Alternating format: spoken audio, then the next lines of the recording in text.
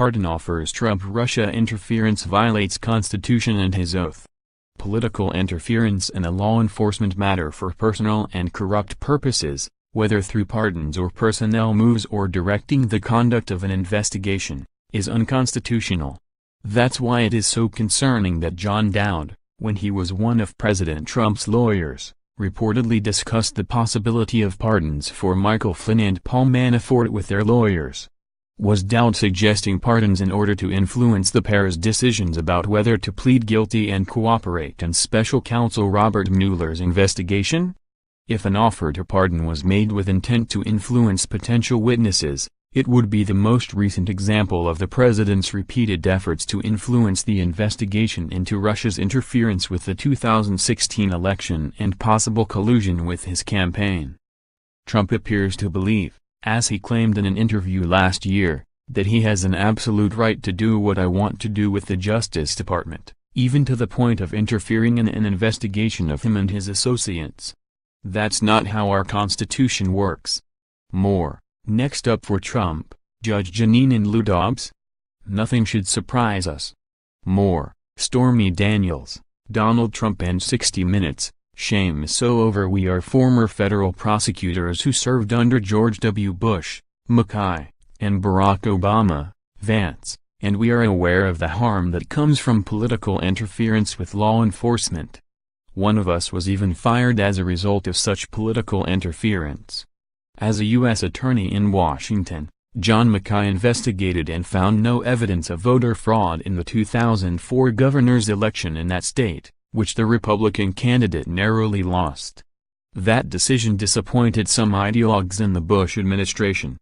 Multiple investigations, by Congress, Justice and the news media, indicated that John's firing, and that of several other U.S. attorneys around the same time, represented an attempt to influence law enforcement investigations to benefit one political party over another.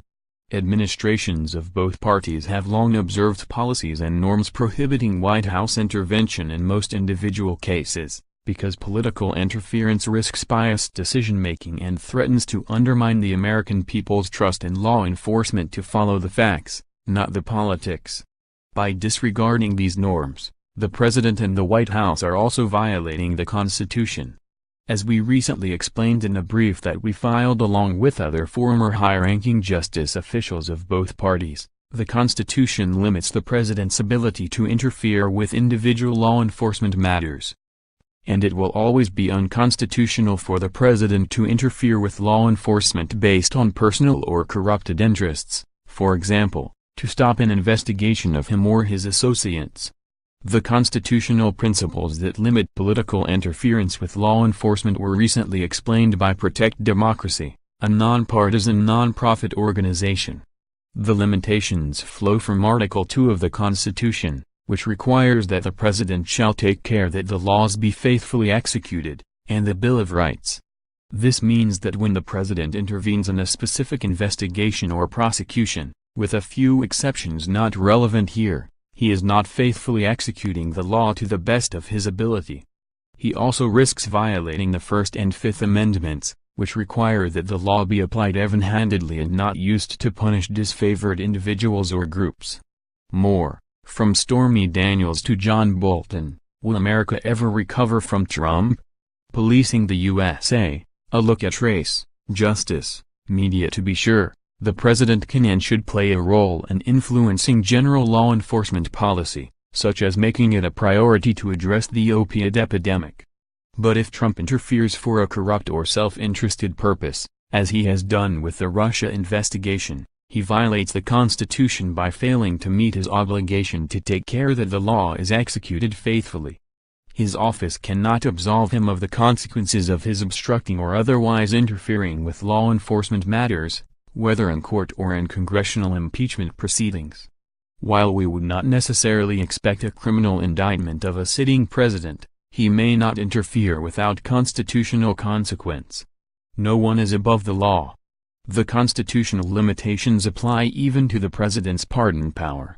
It is broad, but may not be exercised in an unconstitutional manner.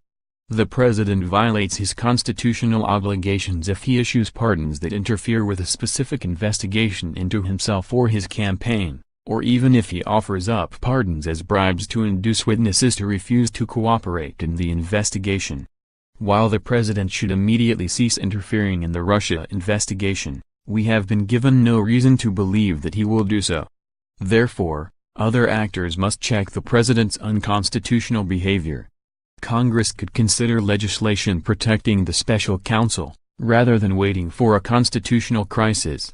And if Attorney General Jeff Sessions or Deputy Attorney General Rod Rosenstein is fired, Congress should refuse to confirm replacements without assurances that they will not fire Mueller. Civil servants must remember that they swore an oath to uphold the Constitution, not to protect one individual. We have great confidence in the men and women of Justice Department. Although they are in the unenviable position of rejecting or resisting any request from the President or the White House meant to hinder the investigation, including the firing of the special counsel, we are confident that they will live up to their oaths, which we believe require them to resign rather than implement such a request. Finally, if Mueller is fired or the Russia investigation is substantially impaired in some other way, there would be ample grounds for impeachment. After all, the president swore an oath to preserve, protect and defend the Constitution. In interfering with the Russia investigation, he would instead be trampling on the Constitution in order to advance his own interests, in flagrant violation of that oath. John Mackay and Joyce Vance are former U.S. attorneys who served under George W. Bush and Barack Obama, respectively.